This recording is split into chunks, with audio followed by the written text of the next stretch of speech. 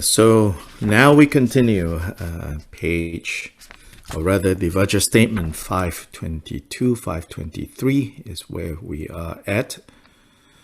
In 5, in the notes that Sobish provides for 522, I want to call your attention to, so in the notes there he quotes the Dorshema, which quotes this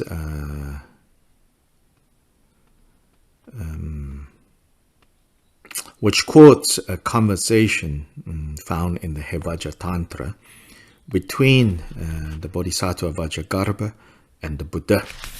So after quoting that, so anyway, we'll read the quote. Vajragarbha asked Bhagavan, "What are these impure things?" The Bhagavan replied, "Form and the others together 5. So meaning the objects of sight, sound, smell, taste, and touch, the objects of the 5 sense perceptions are what the impure things are. Yeah. So then Vajragarbha says, how so? How? In what way are they impure? In other words, what Vajragarbha is you could say saying, what is your definition of pure and impure? And so I think this is an important question. Because, like different cultures, different ideas of what is pure and what is impure, right? So depending on how you are using pure and impure, then therefore something can be pure or impure, right? If you think pure and impure has to do with, clean or unclean, then, something can be said to be pure in this context and impure in another context. Or if you say pure or impure like gold, so meaning how much impurities are mixed in this gold, is this, 9.999999999 or less, pure and impure, another context. If you are like, seems like, some forms of religion are obsessed with the idea of sexual purity or impurity, then you think pure and impure is about those things. So here Vajragarbha says, so how so? When you say that the objects of the sense perceptions are impure, what do you mean, Buddha? Buddha says, because subject and object appears. So now we see, Buddha's definition of pure and impure is, it is impure when it is based on subject and object. And so then what that means is that all our sense experiences that are strongly structured upon the division into subject and object, then by definition, all of our sense perceptions are impure.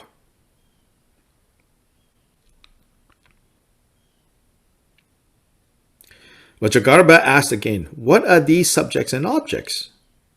It's like, okay, can you say more about subjects and objects? So thank goodness Vajragarbha asked these questions.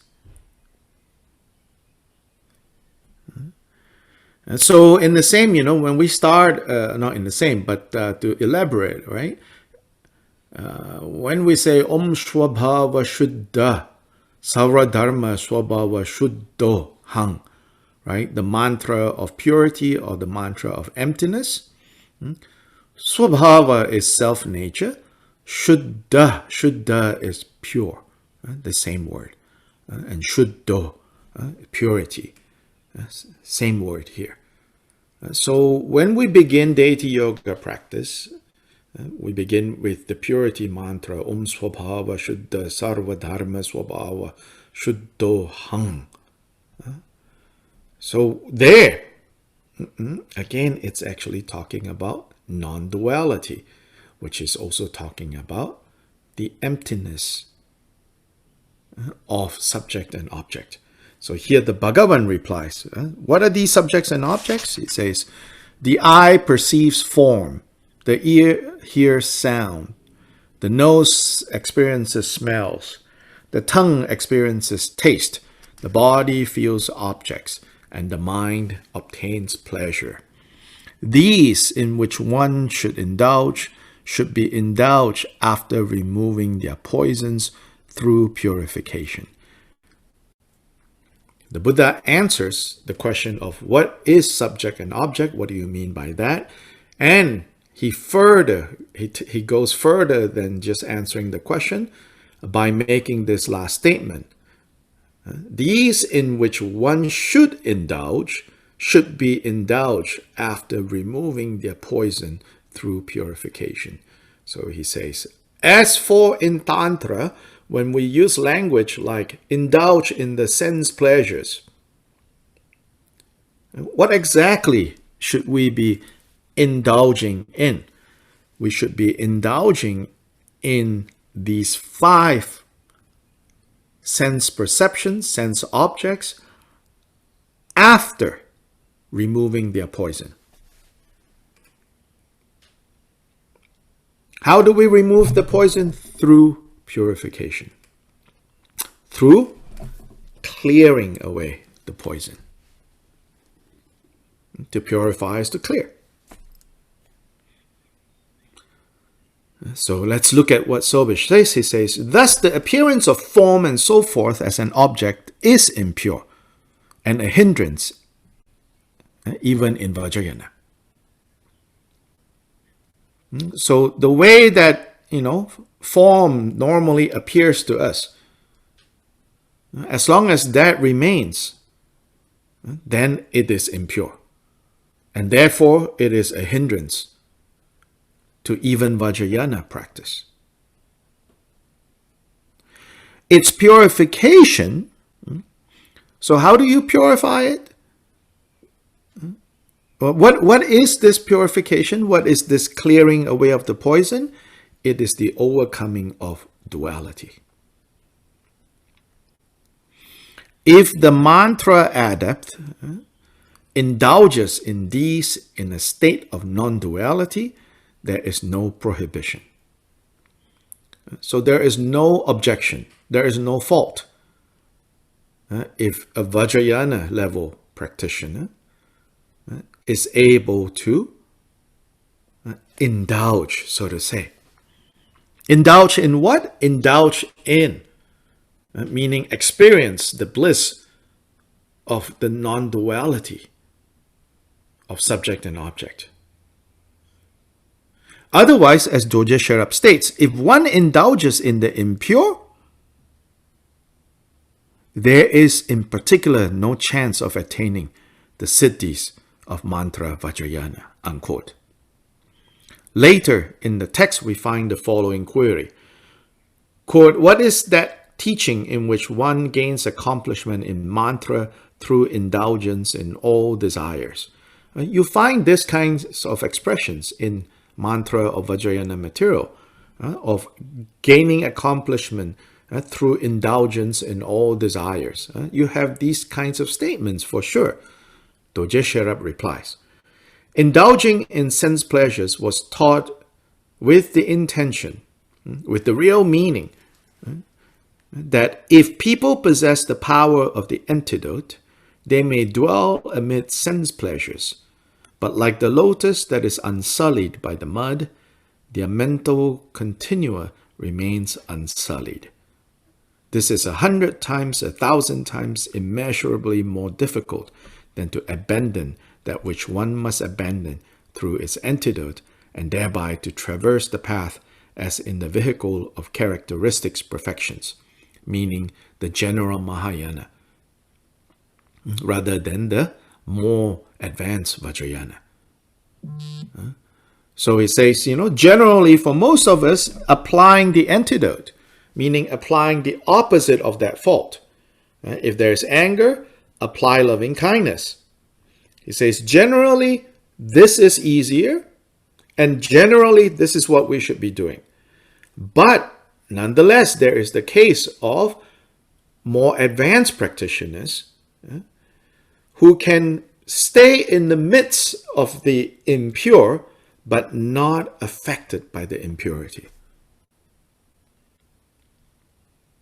But here, as always, Jigten Sumgön and his early disciples always warn that while this is in fact possible, in most cases not probable. In English, we have the distinction into possible, but not probable. The chances are very slim. So it says it's better to apply the antidote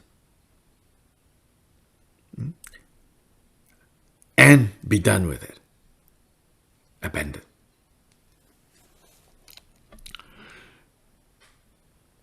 Now, however, if you have advanced to the level of a Vajrayana practitioner, not just in name, but in reality. Yeah. In name, you and I are Vajrayana practitioners, okay? We can say that because we have taken empowerments. We're doing deity yoga. Yeah. In name, we are Vajrayana practitioners, right? But in reality, at the level, I think we are far from. And we have to recognize that.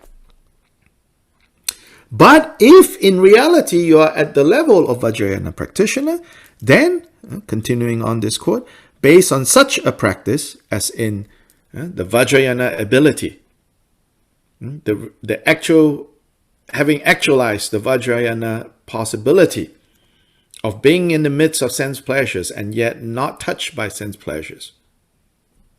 So to indulge in that way. Based on such a practice, Buddhahood occurs in one lifetime, as in the case of Indra Buddhi. Therefore, mantra is like the edge of a knife. With the exception of the handle, wherever you hold it, it will cut. Similarly, if not using the handle of the unspoiled perfections, you take hold of mantra, you kill yourself and you deceive yourself. In mantra, in fact, one is harmed even by the tiniest subtle thoughts of desire. So sometimes in this analogy of the edge, the blade, right? Like mantra is like a blade. Then sometimes the example there is used in the sense of not so much the handle, but you have to rest, on the blade itself in such perfect balance that you cannot be cut. You can see these kinds of acrobatic things in Chinese acrobatics. I don't know if you have seen before. Yeah, they walk on these blades.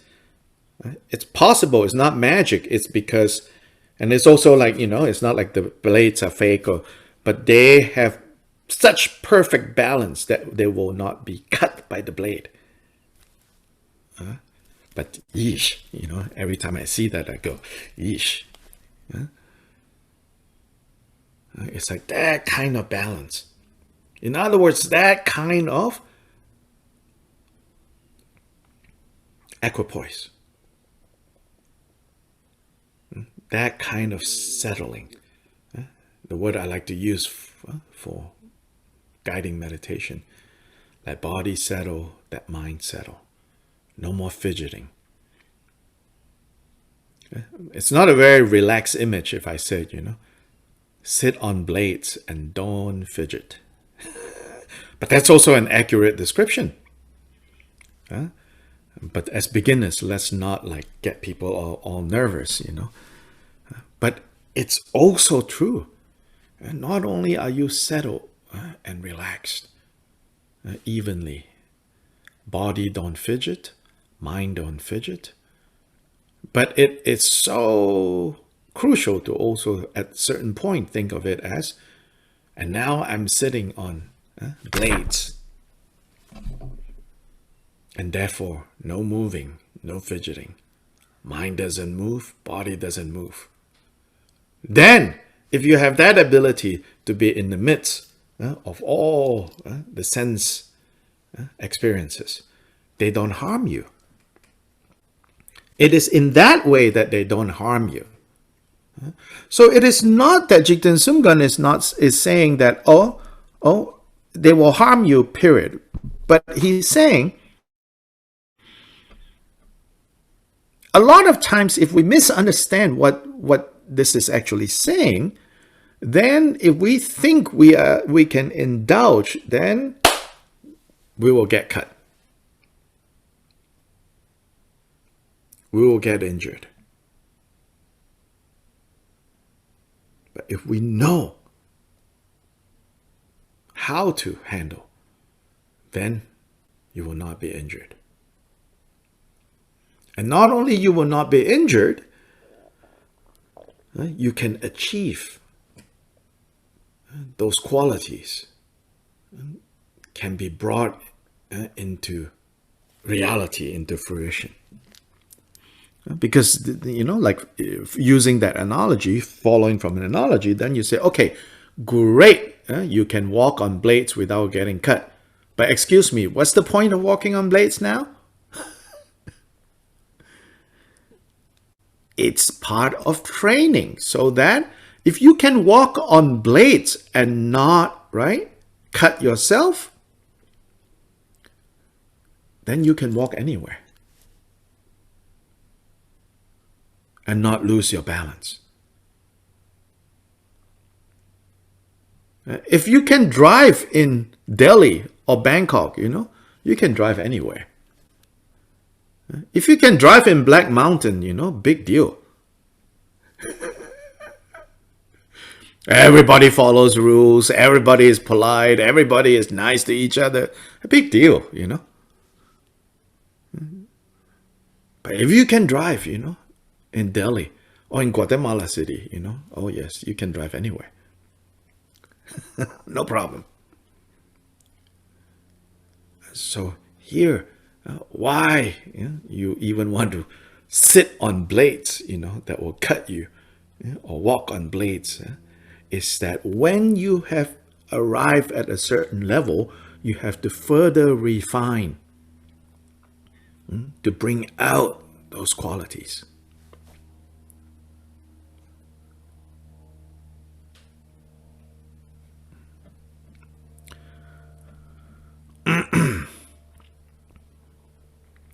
(523), I started there already last time. There is no occasion when through mantra a non-virtue turns into a virtue. This is in direct response to people who claim that mantra is the path where one transforms the ground. And according to this thinking, the ground consists of the afflictions, which is the 3 poisons. So this expression, mantra is the path of transformation, it's a common expression.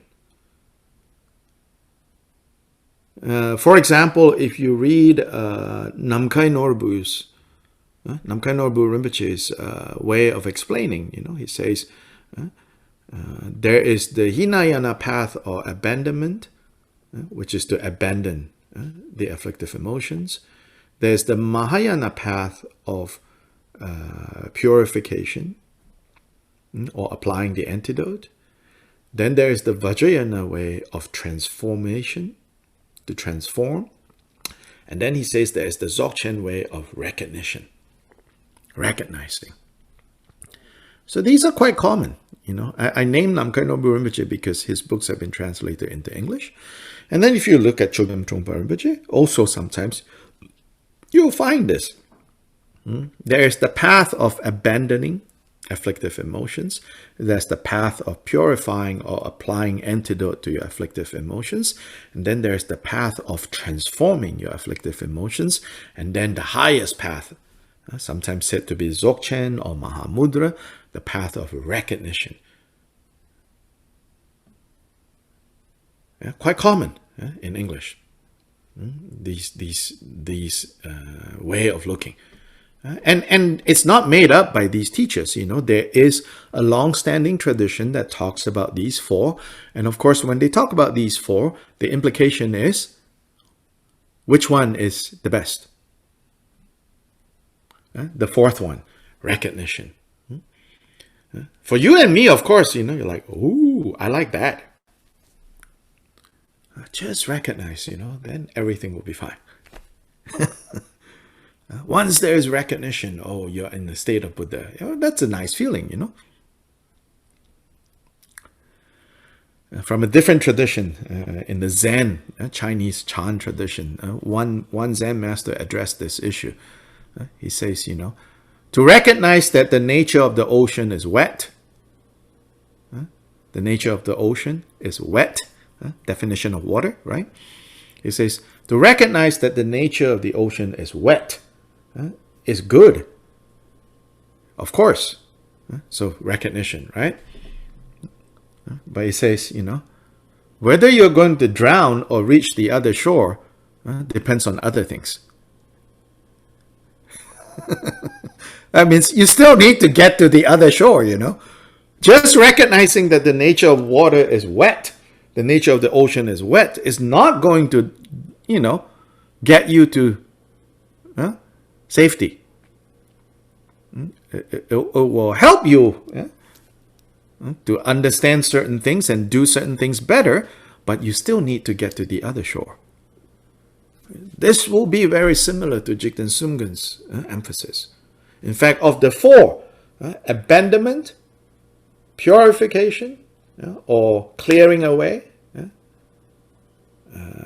applying antidote, you can use different expressions. The second, the third, transformation, the fourth, recognition. He says it's chiefly about purification, as in that is where you should ground yourself. So very interesting, like he's not even shy or apologetic for saying the second level is the one that truly is what you should be doing. For others, they will say, oh, come on. The fact that the Buddha even talk about 4 levels is to imply that the fourth is the best. Why do you settle for the second? Jigten Sumgön says the second is the true meaning of how this whole path works. He's quite brave to kind of like standing apart from all the others. He says the second one, the one about purifying, is really how it takes place. Not abandoning, not transforming, not recognizing, even though, and then you say, well, if that's not how it is, why did Buddha talk about abandoning, transforming, recognizing?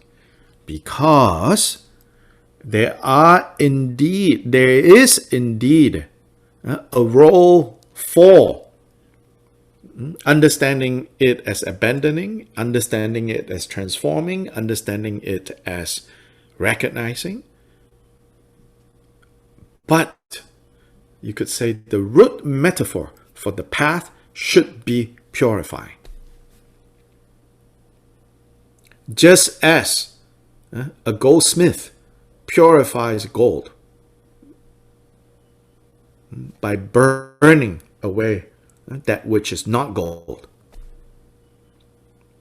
that which is not real in the first place, that is only temporarily associated with gold, but is not gold and therefore can be removed. It says that should be the root metaphor.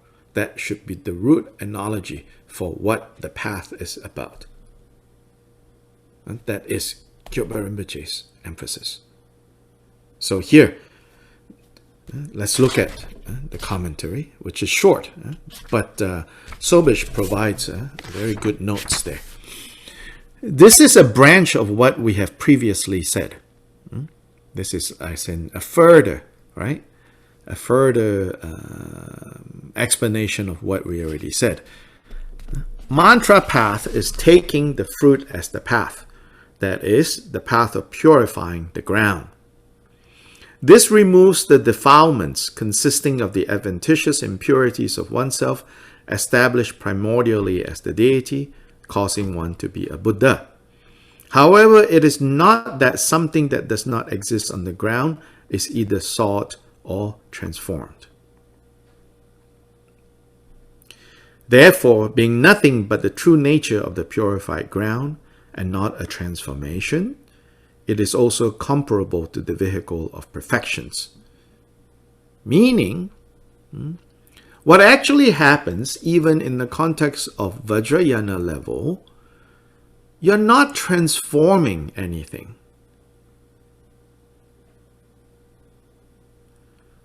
Why? Because on the ground level, right, what is truly there is Buddha nature with all the Buddha qualities. What is deceptively and temporarily there are the defilements, the confusions.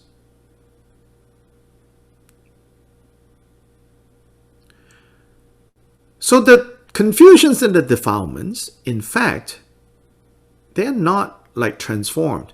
If you think of them as transforming, right, then that means the Buddha qualities are not innately there. They need to be transformed. Right? They need to be transformed. But in fact, it is not that they need to be transformed. So I think an analogy like butter in milk. When you churn the milk to produce butter, poetically, maybe you say you're transforming milk into butter, right? Poetically, you can say that. But actually what is going on, nothing is being transformed. Right? What are you doing when you churn milk or cream? What are you doing? Does anyone know enough about milk, cream, butter? I hang out with farmers, so I know a little bit more. Maybe, I don't know. Dairy farmers. So what's going on when you churn cream, milk?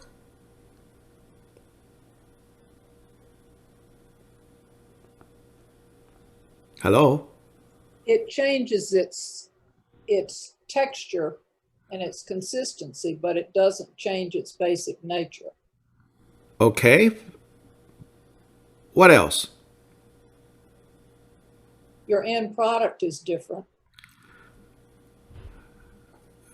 Did the butter arise out of the churning, or the butter is always there?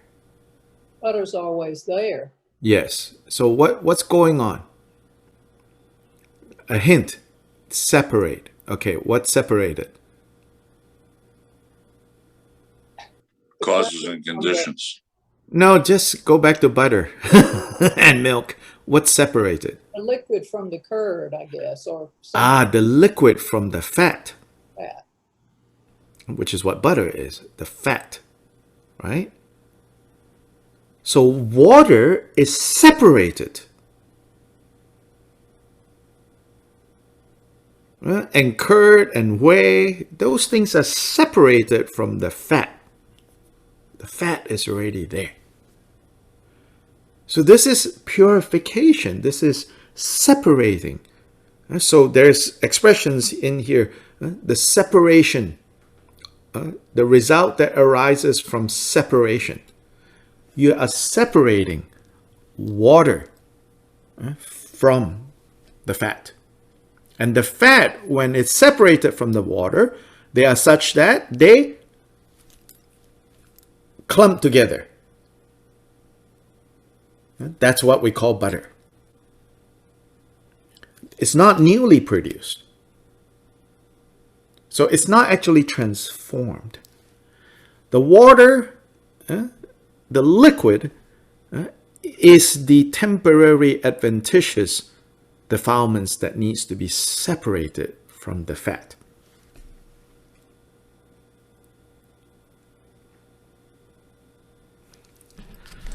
Yeah, so here, therefore, there being nothing but the true nature of the purified ground, the fat, and not a transformation, you're not turning liquid into fat.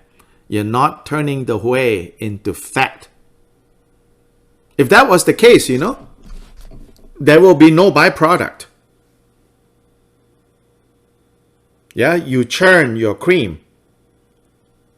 And however the volume of cream is the volume of butter,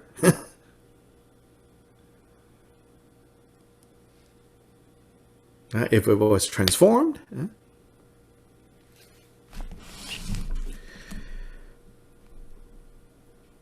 This is like the Exalted One teaching how to purify the veils through skillful means, providing the example of the roll of silk as large as 1 billion-fold worlds.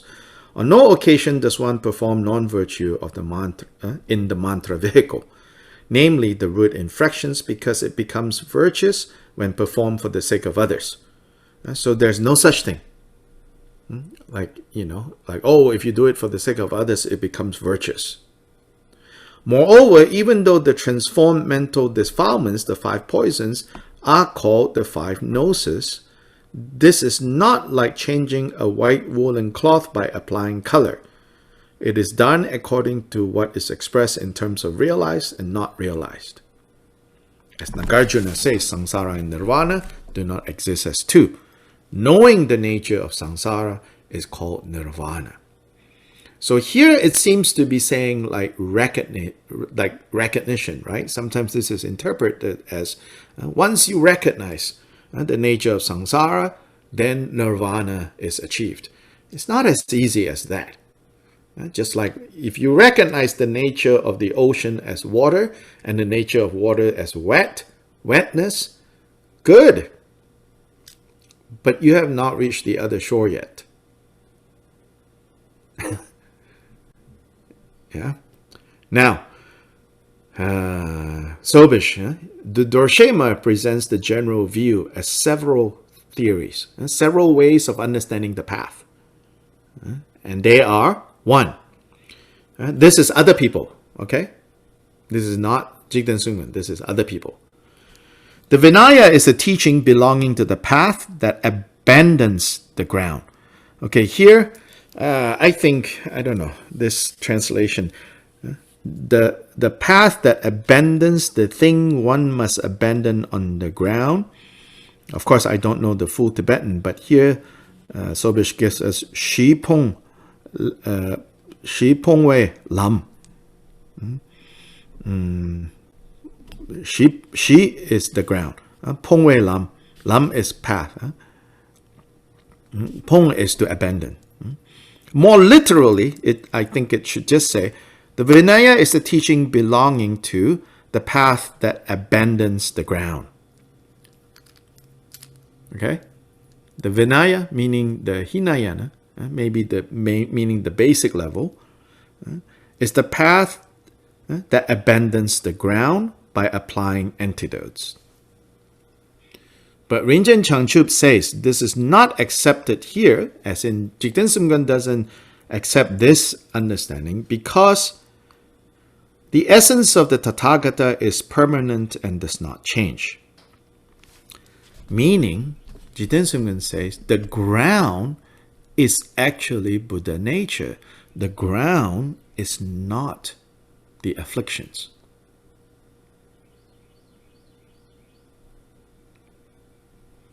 He thereby refers to the view also maintained by Jigten Sumgön, namely that Buddha nature already exists at the time of the ground, just as it exists at the time of the result. It is only temporarily stained by adventitious defilements that have to be purified on the path.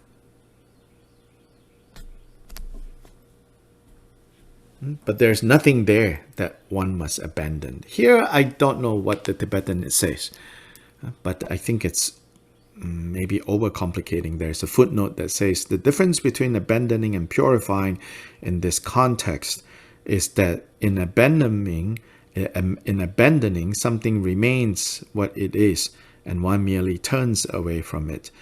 Thus, this method involves what the mantra texts call hope and fear. In the case of purification, the fault is cleared away and no longer exists as the temporary defilement of the primordially pure nature. I don't know. I think the main point here of what other people say, this first point is thinking of the path as abandoning, and here abandoning the afflictive emotions, which is said to be what the ground is. Whereas Jigten Sumgön's view of the ground is, no, is Buddha nature. So in terms of Buddha nature, that you do not abandon. You do not throw away. What you are throwing away is the adventitious, the temporarily existing defilements. You purify that. And you can also say you abandon that. You throw that away. You purify, you remove. Yeah. Next, the characteristics perfection's vehicle, meaning the general Mahayana, belongs to the path that purifies the ground. Now, this is called Shi Zhongwei Lam. Zhong, like Lo Zhong, similar. But here, Zhong is to purify. Lo Zhong is to train. Here is to purify. Jiang. So to purify the ground, right? Shi Zhongwei Lam. Rinchen Chanchup says, this is how we look at it. This is what Jigten Sumgön taught. That this is how it actually occurs. Then, another way, mantra belongs to the path that transforms the ground. Shi Gyurwe Lam. Gyur, to change. Through skillful means. Here, the transformation of desire into the path is the samadhi of bliss resulting in the Sambhogakaya. The transformation of hatred into the path is the samadhi of luminosity resulting in the Nirmanakaya. The transformation of ignorance into the path is the samadhi of mental non-construction, no thoughts, resulting in the transformation into Dharmakaya. This is matching the three, meditative states. Remember? Bliss, clarity, and no thought.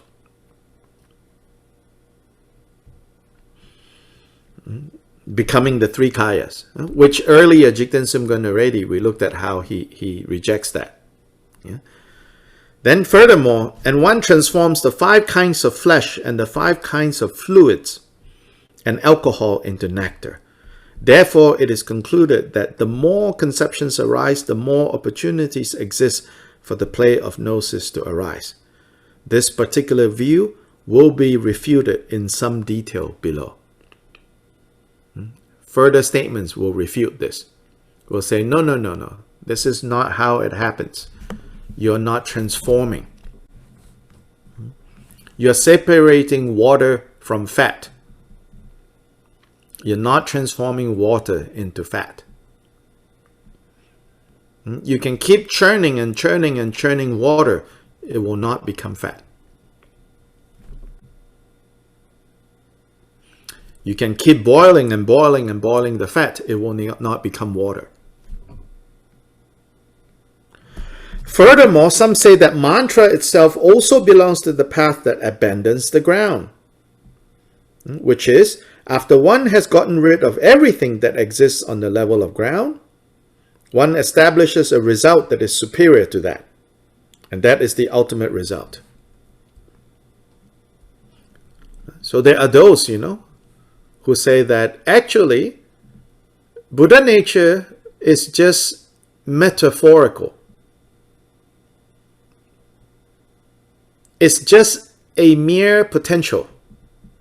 That what is going on the path is you get rid of everything that is negative, that is afflicted, that is impure, that is subject and object, And when everything has been gotten rid of that needs to be gotten rid of, basically the ground, then Buddha qualities arise newly. Something that did not previously exist now has arisen.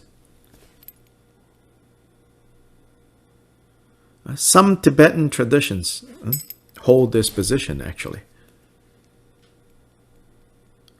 Among some Sakyapas and some Gelupas, this is the understanding. That is something newly arisen.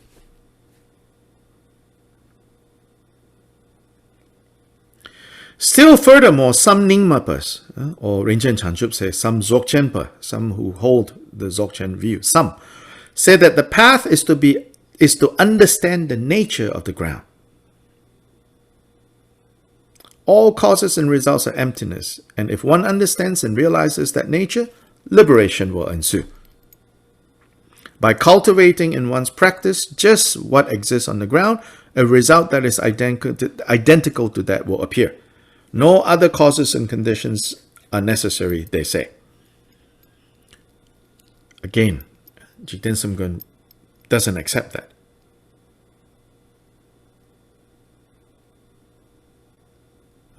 Dorje Sherab refutes this latter point, which is the equivalent of knowing that the nature of the ocean is wet. Okay, you are done.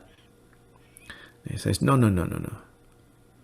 You still need to get out of this ocean to go to safe dry land.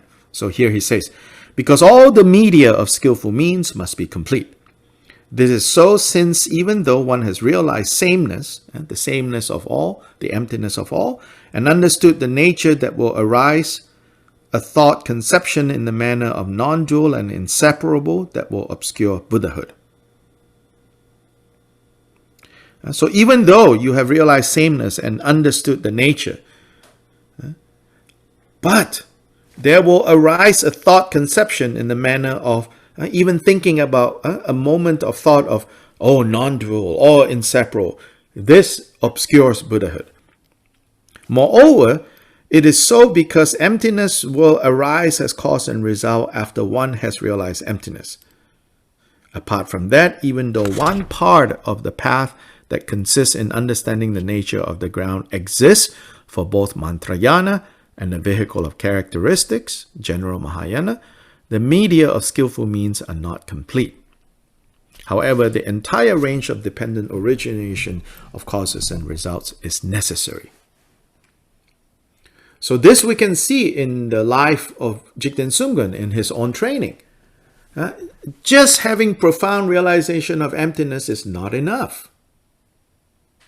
The media, meaning the means of skillful means, still has to be brought forth.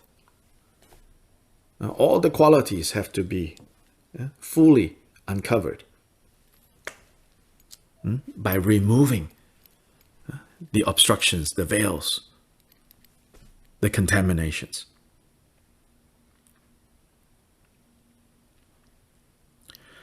This argument alludes to the discussion in Vajra Statement 5.9, according to which even after one has realized emptiness, one must still establish the qualities of Buddhahood through a variety of means. 5.9 is that Vajra statement that says, even for the advanced practitioners, the full range of generation stage or creation stage rituals are necessary. Here, rituals, they don't mean, like fancy, how to hold the drum, how to hold the bell, They're talking about generation stage levels of meditation. Remember that Vajra statement? It says that actually the more advanced you are, the more detailed practice of creation stage you should engage in. Because that will uncover all the Buddha qualities that are now subtly hidden away.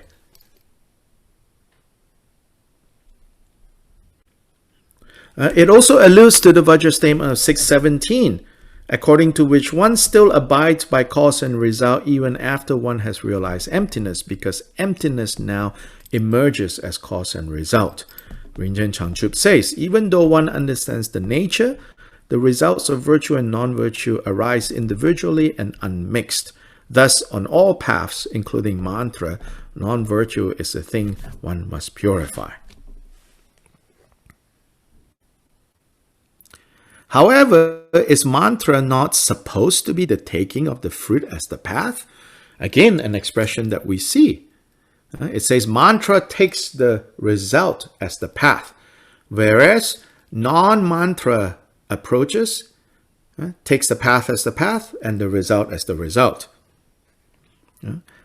Doesn't Vajrayana transform affliction into wisdom?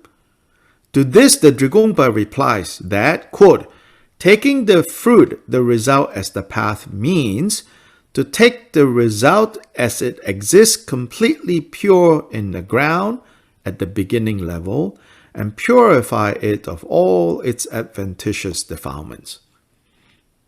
So Jigten Sumgön gives a different definition to taking the result as the path. He says the real meaning of taking the result as the path is to look at the result which already exists on the ground level, at the beginning level, which is the nature of this mind, Buddha nature, with the Buddha qualities, to work with that. Now, at the level of the path, the Buddha nature is there with all the Buddha qualities, they are there. But coinciding with that are the temporary afflictive emotions. And what we need to do with the temporary afflictive emotions is to first of all understand their temporary nature. There you can call it recognition, right? In contrast to the Buddha qualities, that they are not temporary, you see that these things are temporary. And if they are temporary, that means they are negotiable. That means they are removable. That means they are not innately there. Then you clear that away. This is the meaning of taking the result as the path. But there is nothing on the ground that one must transform. And there is no fruit for which one must search elsewhere. Thus, Doje Sherab explains, Vajrayana belongs to the path that purifies the ground, actually. Not transform, not recognizing, but purifies the ground, clears the ground. Our position agrees with the opinion that the perfection vehicle belongs to the path that purifies the ground. So this is what I was referring to.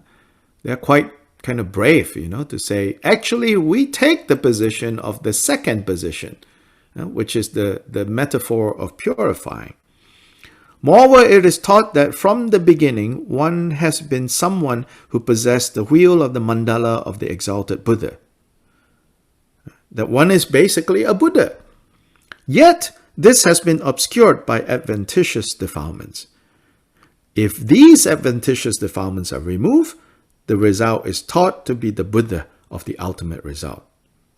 The 4th chapter of the second part of the Hevajra Tantra says, sentient beings are Buddha, but they are veiled by adventitious defilements. If one removes these adventitious defilements, that is Buddhahood. Therefore, Vajrayana, or mantra, is the path that involves purifying the ground. This is also the reason why mantra functions through taking the result as the path.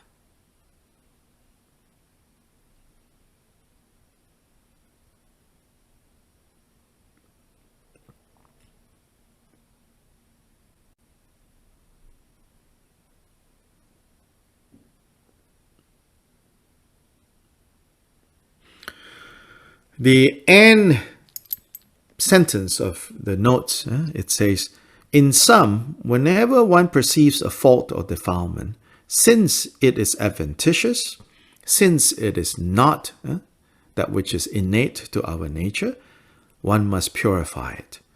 But it is impossible to transform a temporary defilement into a purity that already primordially exists in the nature. That's why it's not transformation.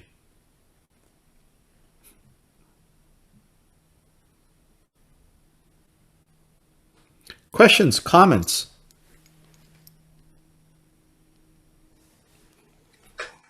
Now, well, I was thinking that when we say Buddha or Buddhahood in Tibetan, When we say it what? is Sangye.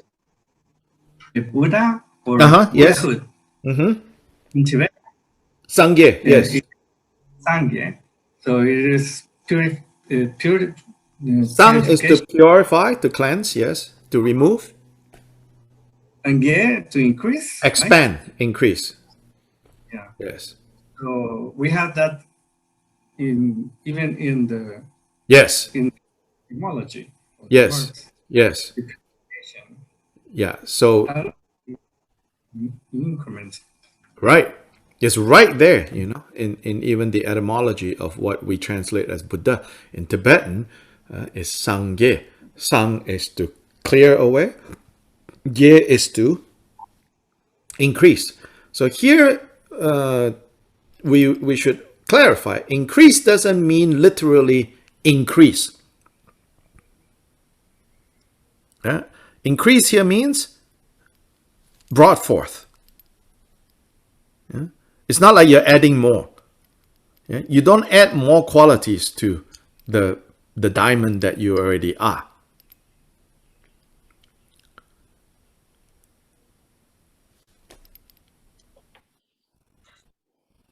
But what you add is, like I say, think of it as the ability for others to see this diamond. So in a way, it's related to the work of benefiting others, Like from the diamond's perspective, whether someone notices it or not, it's always diamond.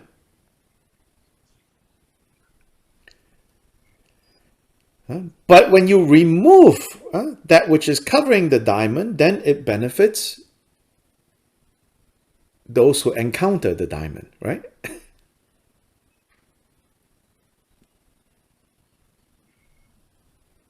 Those who come into contact with the diamond.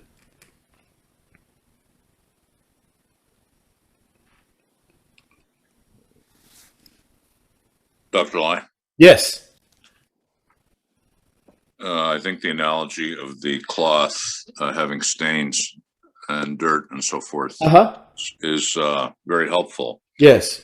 But in relation to this conversation, yes, an arhat is one who is free of afflictive emotions. Yes. But not all arhats are yet Buddhas. Right. So the removal of the afflictive emotions sort of clears the deck so that these other qualities can arise. Aspirations can bloom and develop. Right. Right. So from the explanation and the different considerations of the different points of view, it seems to me that Jigten Sumgön's outlook has a lot of validity for me, because there is a distinction even between those who don't follow Jigten Sumgön between arhats and Buddhas. Yes. Yes. Yeah, and it's good. I'm glad you remember, especially your expression, not all arhats are Buddhas. All Buddhas are necessarily arhats. Not all arhats are Buddhas. That is a distinction that is important. So arhats who are not Buddhas, we call them Shravakas, hearers. Yeah. So those hearers, where they are not where they have not reached like their full potential is that even though they have removed afflictive emotions, they have not uncovered fully the Buddha qualities.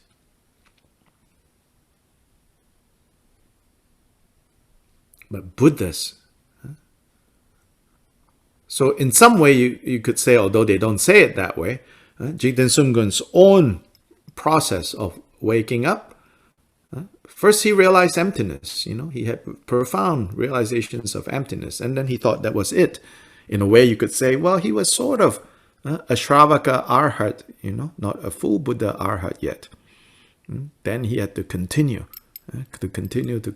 until Buddha qualities.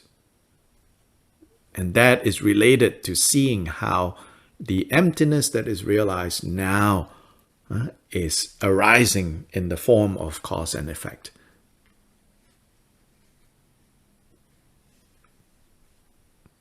So is the full realization of non-duality being cause and effect?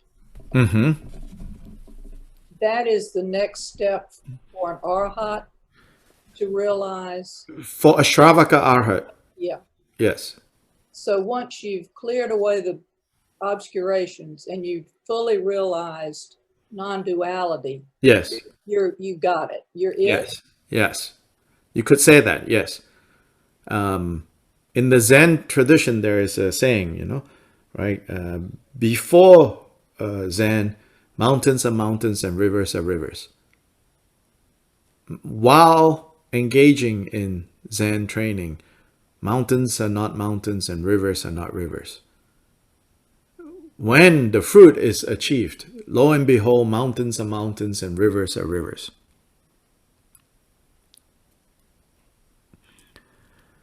So before even starting, you can add, before starting training, right, in meditation, mountains are mountains, rivers are rivers.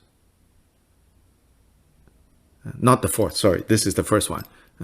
As in, our confused mountains and rivers. Mountains and rivers in Zen, I mean, this is a cultural reference. It means like your world, right? The world in China is a world of mountains and rivers. If you live in the Middle East, then your expression will not be mountains and rivers, probably, sand and sky,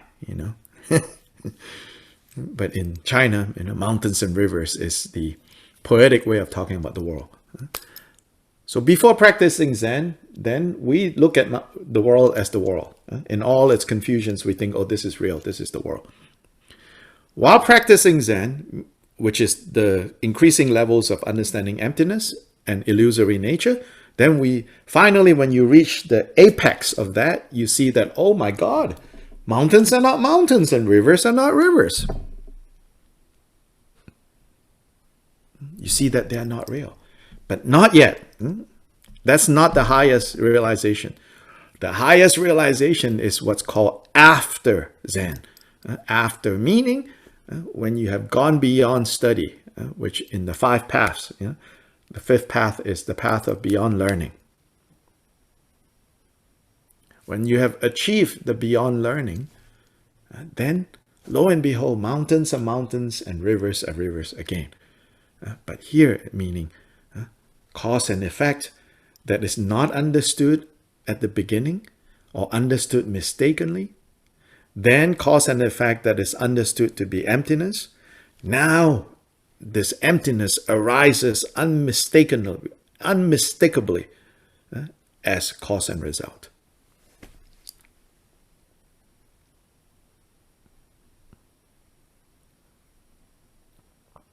No confusion now. Then once again, mountains are mountains and the world is back to being the world.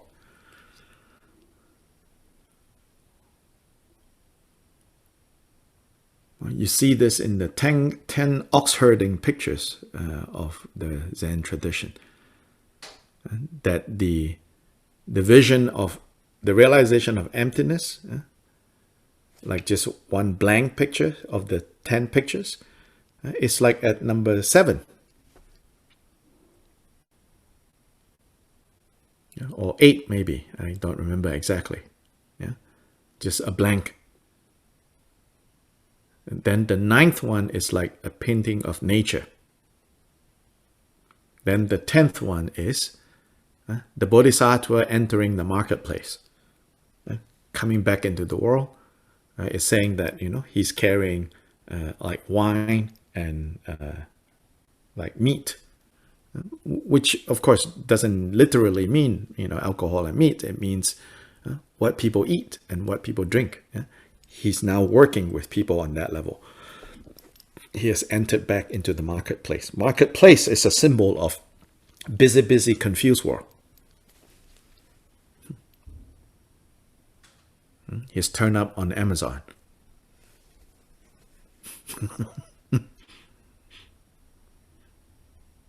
Offering what people need so that people will begin to follow him and he can lead them to awakening. Yeah?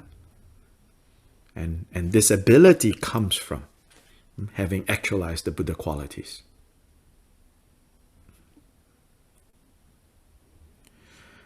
(524) is again elaborating on what 522 is saying. And 524 is stating the same point, but in words that are the reverse, not reverse, but the mirror image of 523. Here it says, then what is virtuous in the Vinaya is also virtuous in Mantra. And what is non-virtuous is non-virtuous. Yeah? So it's making the same point as 523. Yeah? This is probably a statement that Jigten Sumgön made in a different occasion. And this is in response to people who claim that mantra is such that non-virtue becomes virtue. Since mantra has great skillful means. So some people exaggerate, you can say, the power of mantra, of Vajrayana, and says it's so powerful that it can even turn non-virtue into virtue. Here, Jigten Sumgön rejects that. He says, what Buddha taught as virtuous in the beginning vehicle, in the Vinaya, remains a virtue in mantra. What Buddha taught there as non-virtue remains non-virtue, no matter what level of the path you are on.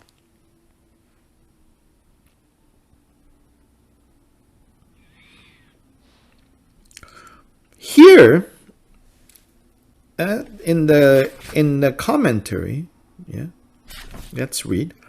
Regarding the 4 non-virtuous infractions that is in the Vinaya that entail expulsion, there is no teaching that they are virtuous in mantra. There's no teaching, and there's no case where in mantra those 4 infractions that is considered good. And teaching the 4 root pledges after the message of the intentional statement had been hidden, this Tantra says. So here, okay, what are the 4 infractions in the Vinaya? The 4 main root downfalls for monks and nuns.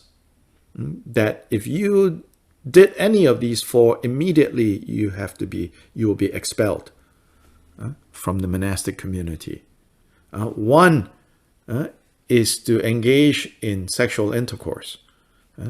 Immediately, you're practically no longer. You can say natural.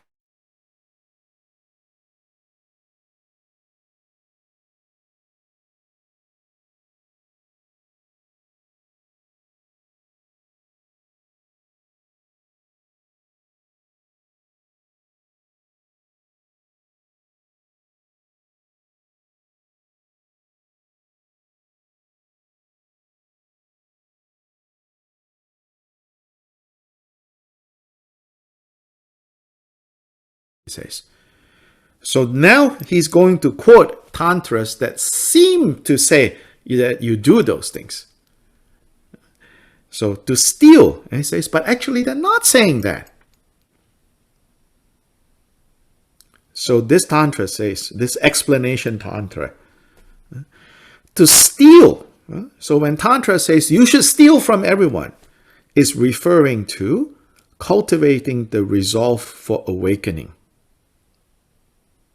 In other words, now it's saying Tantra has a lot of coded language. And so to steal refers to cultivating the resolve for awakening. To teach relative truth is to tell lies. Meaning you should teach relative truths. And that is the true meaning when Tantra says you should lie to everyone. There are some Tantras that say that, Then the psychophysical constituents of the person are the living beings.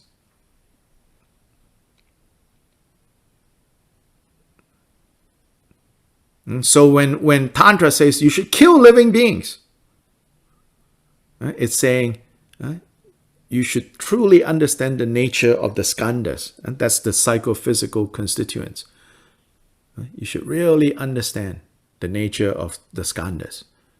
And that's what they mean by you should kill sentient beings or living beings. The four Brahmic states are women. Of course, it's talking to men.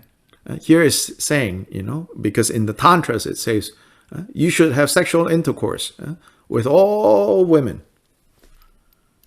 Here it's saying, what is it saying? It's saying you should have the four immeasurables. Those are the women. You should have intercourse with the four immeasurable minds.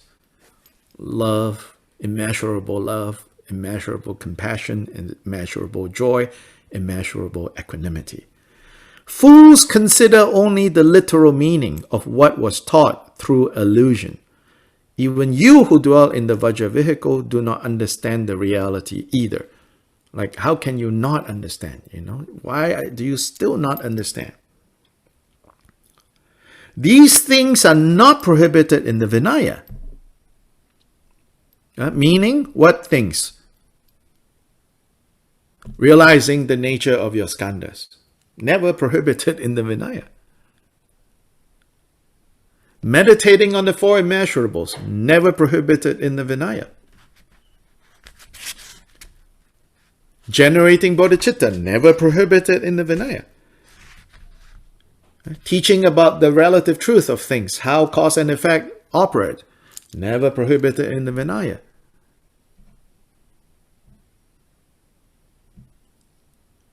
Now, moving on, and prohibiting alcohol in the Vinaya is the same in Mantra. So basically here we're dealing with the 5 precepts. And the 5th one is alcohol. And so it says, in both Vinaya and Mantra, drinking ordinary alcohol is also prohibited. As in the Buddha discouraged, as the Buddha said, no, you should not. Whether it's Vajrayana or Hinayana. The Samvaradaya Tantra says, bless the alcohol constantly through the mantra Ah Hung. Purify and realize it through the mantra Ha Ho Hri. Steal the color with the syllable Ha. Defeat the aroma with Ho. Defeat the potency too with the syllable Hri. Then fully partake of the nectar. So if you can turn alcohol into nectar, then fully partake the nectar. Sometimes we say, oh, this is poetic. But here it says no. Actually, there are those who can, through the syllable ha, change the color of the alcohol. It actually, somewhere in a commentary, it says it turns into like milk, whitish, frothy. Then, through the syllable ho, the smell of alcohol disappears. Then through the syllable ri, its potency, meaning its ability to cause drunkenness, is removed. Only then, it says, you partake of this. But if it is drunk by those who possess the pledges of mantra, while they are separated from the three deities, and so on, there is no doubt that it turns into poison, and the supramundane achievements of mantra will not arise. Many demons will appear to him who has become intoxicated by alcohol. A tantric adept who gets drunk on alcohol longs for passion and craves sex. They dance wildly and sing songs accordingly. They delight in fights and are totally deluded. They abuse people and destroy their vows. They will be cooked in the howling hell. The yoginis become furious with them, and they scare them with disease and misery. Having been tortured by being terrified, the sinful ones are led to hell. Do not give nectar to those who offend the Guru, who abuse the Guru, and who offend sentient beings. That very nectar is this poison. The acquisition of supramundane achievements has no result. That the tantric adepts abandon such wrong practices has been taught by the former Buddhas. Resort to Karu drink and partake through the utterly pure ritual. This is advice for Vajrayana practitioners during especially these feast offerings. He's saying, don't drink ordinary alcohol and claim that it is nectar. Instead, it says in this tantra, resort to Karu drink. What is Karu drink? So it's an oblation of rice, barley, and pulse boiled with butter and milk. In other words, non-alcoholic. Use that. So maybe, like for us, use, juice, milk, or you can use now non-alcoholic wine or beer. It says use that for your Vajrayana practice. Thereby it is taught that if you are able to transform alcohol into nectar, you drink it. But if you are not able to do so, and thus drink ordinary alcohol, immeasurable defects appear. The siddhis will degenerate and obstructors appear. Now, a reasonable question to ask here, or to point out, I really feel that this is talking about in the context of partaking alcohol and thinking that is part of your Vajrayana training. What about having a beer during lunch or dinner or whatever you're hanging out? The faults of that are different from the faults here. They are still faults. Okay? They're still faults. Because like you say, I like to drink a beer when I'm having dinner. There's some kind of dependency, right? Even if you say, I never get drunk. I just like it. Well, that's the fault. I like it as in you become dependable on it. And then for that matter, if it is coffee or it is tea, if that's the relationship, there are faults. I like it. That's the fault. But here when it says you'll go to hell, you'll become drunk on alcohol, you will long for passion, you crave sex, to be honest, you think, that's not what I'm thinking when I'm having some tacos and a beer. It seems like this is really exaggerating, But it's not exaggerating. It's talking about, because you see, for these tantric practitioners, in fact, they do control sexual desire, right? And transform sexual energy, which means, like for these advanced practitioners, they deliberately surround themselves with, like, say, sexual temptation, but they do not give in. So there's a lot of control that is going on. Then if in the context of Vajrayana ritual feast, right, you partake of alcohol and you have no power of transforming it yet, then yes, of course, all hell will break loose. Because you have been holding. You know what I'm saying? So that's why here it's talking about, in the context of Vajrayana ritual practice, it says, be careful not to be drinking ordinary alcohol and call it nectar.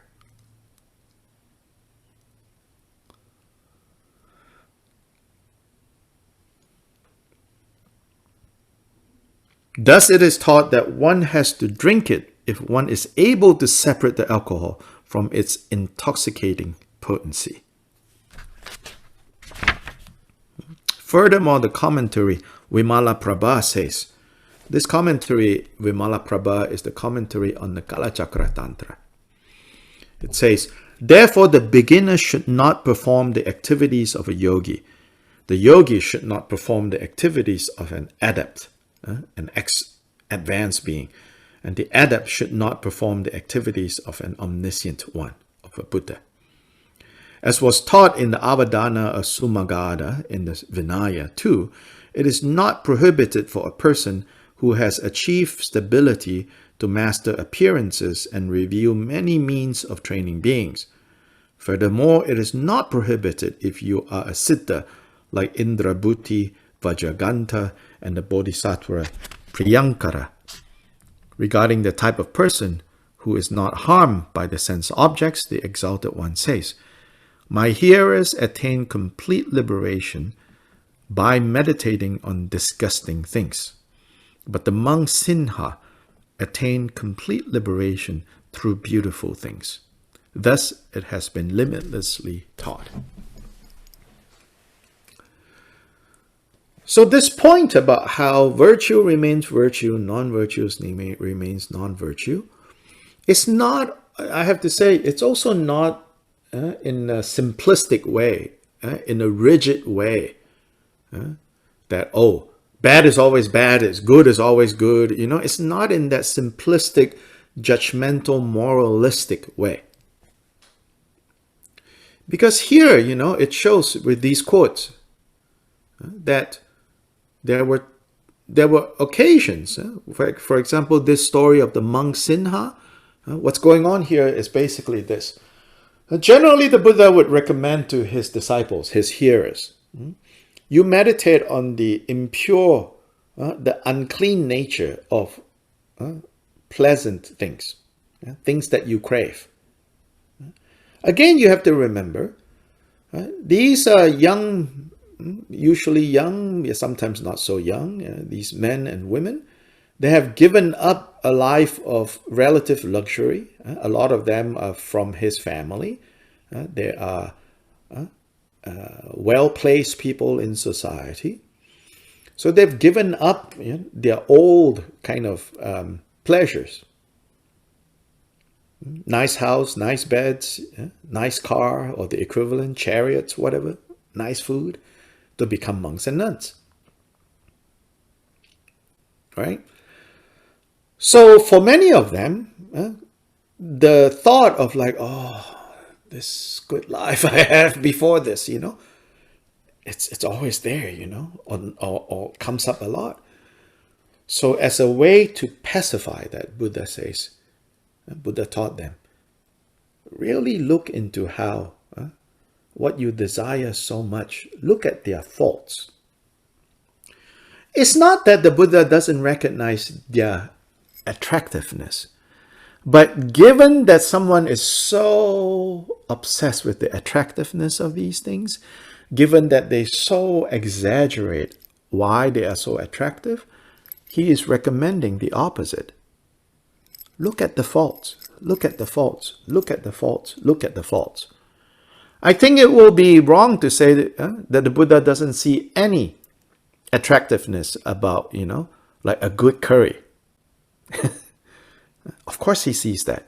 But given someone who is so completely, right, wrapped up in, if I don't have the curry, I'm going to die, right? Then he is applying the antidote, which is, look at how disgusting this curry actually is. Leave it out for a day or two, it'll start to smell. It'll get rotten. And then when it goes into you, what does it come out as? So he's using all these to basically sway them away from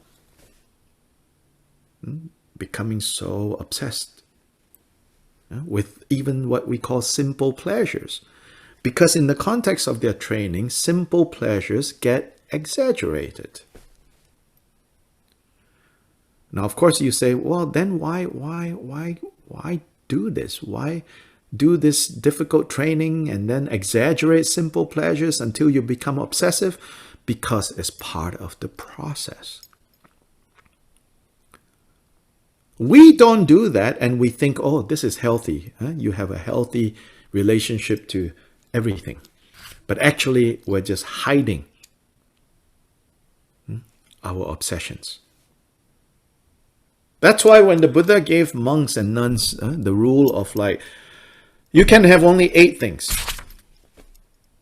It's actually very skillful, because what the Buddha has done is to focus all your desires onto 8 things.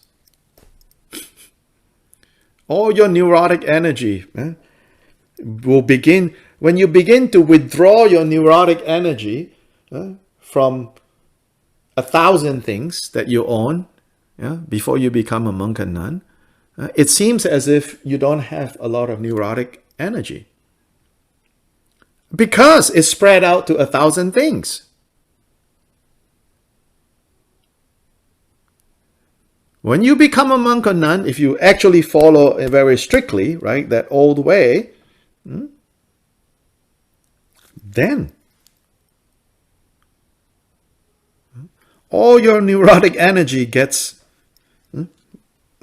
pulled in, and it can only be on the 8 objects. That's when you see clearly, how much neurosis you have. So anyway, so he says, my hearers attain complete freedom by meditating on disgusting things. As in, he says, look at the undesirable nature of what you're craving. But here he says, but the monk Sinha attained complete liberation through beautiful things. Which is, there was a case of this monk.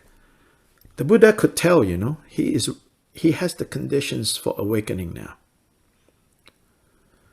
But because he came from a very privileged background, and his training now as a new monk was very difficult for him. And so he has become so exhausted by, you cannot sit on a nice cushion, you cannot eat good food, he's become so completely exhausted.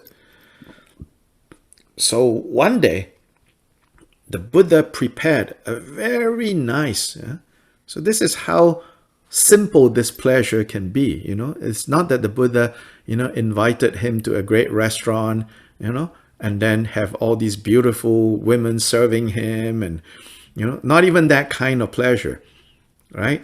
This is just, Buddha prepared a very comfortable chair, a seat for him. Then when he arrived, Buddha says, you go sit there and meditate. And he sat on the chair, and it said that he felt, so good. But in that moment, his mind was able to kind of regain energy and regain focus and everything.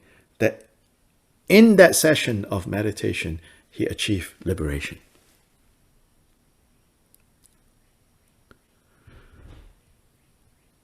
Did the Buddha prohibit?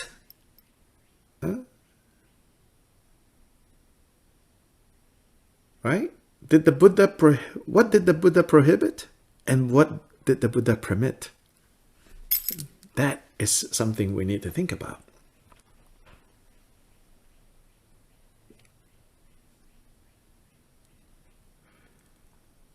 Yes, there are rules, that the Buddha gave that says monks and nuns should not, sleep on fancy beds. What is the Buddha prohibiting?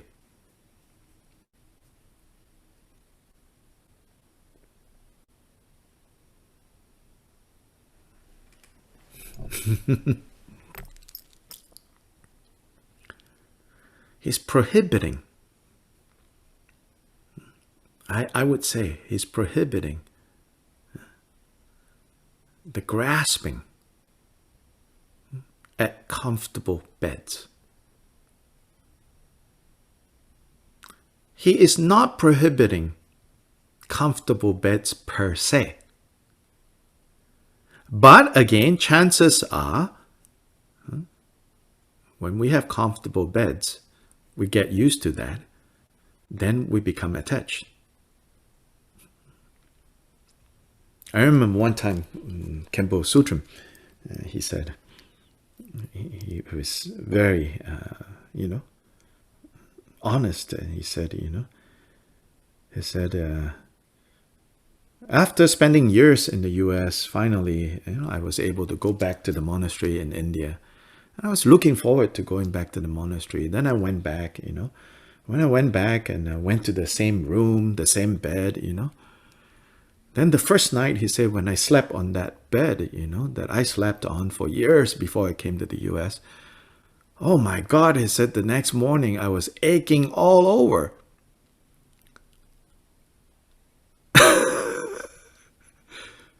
And it was a terrible night, he said, And I said, but then what has changed? I slept on that bed in that room for so many years. And it was like perfect for me. Then I came to the US. He said, then I got this bed, and suddenly, like a bodily form, whatever, blah, blah, blah, Now he says, when I go back, it's the torture. See? The Buddha is prohibiting that.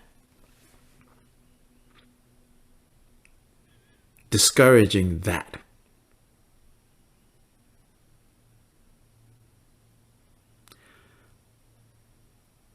Now, clearly, if we're talking about killing, the Buddha is prohibiting killing, period. Yeah?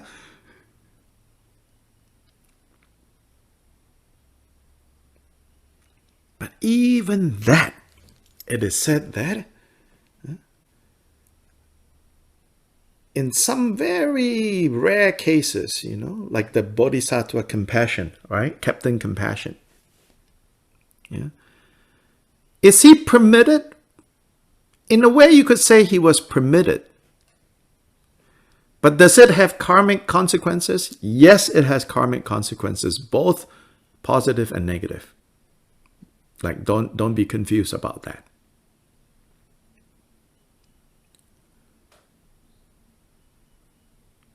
But did Captain Compassion break a prohibition or got a permission? I think that is not so easily, the conclusion is not so clear, I would say, if you really think about it. Yeah? It's not, again, I think one of the things I want to say is, we should not, this point about, what is prohibited at all times, what is permitted at all times. On the surface, it sounds like very clear, very simple, very direct, right? But actually it is not. There is many very subtle, profound points that is not so easily understood. So for one thing, this kind of like what is prohibited forever. What is permitted forever. It should not lead to this kind of rigid morality that sometimes, some other religious traditions that we have experience with in the past, you know, that kind of imprint. It should not lead to that kind of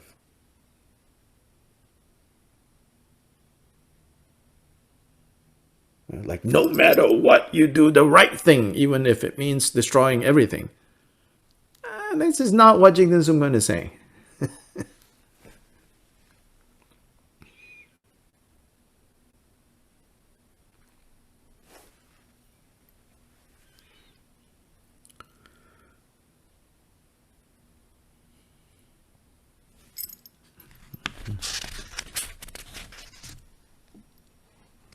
Okay, now we've passed 15 minutes, so we shall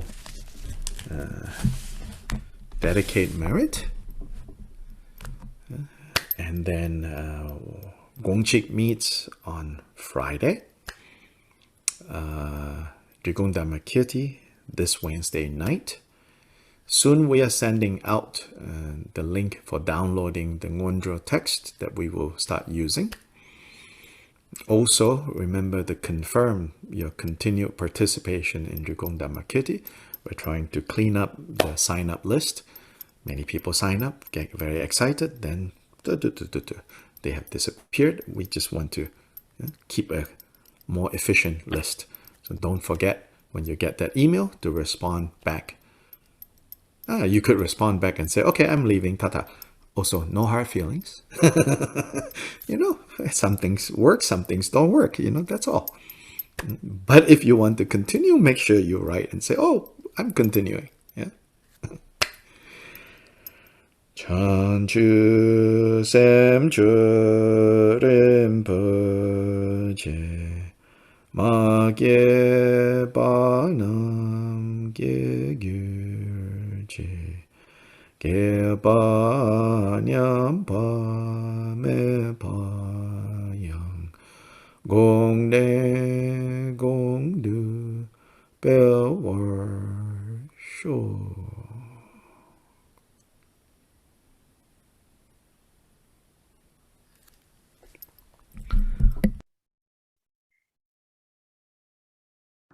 Gracias. Thank you.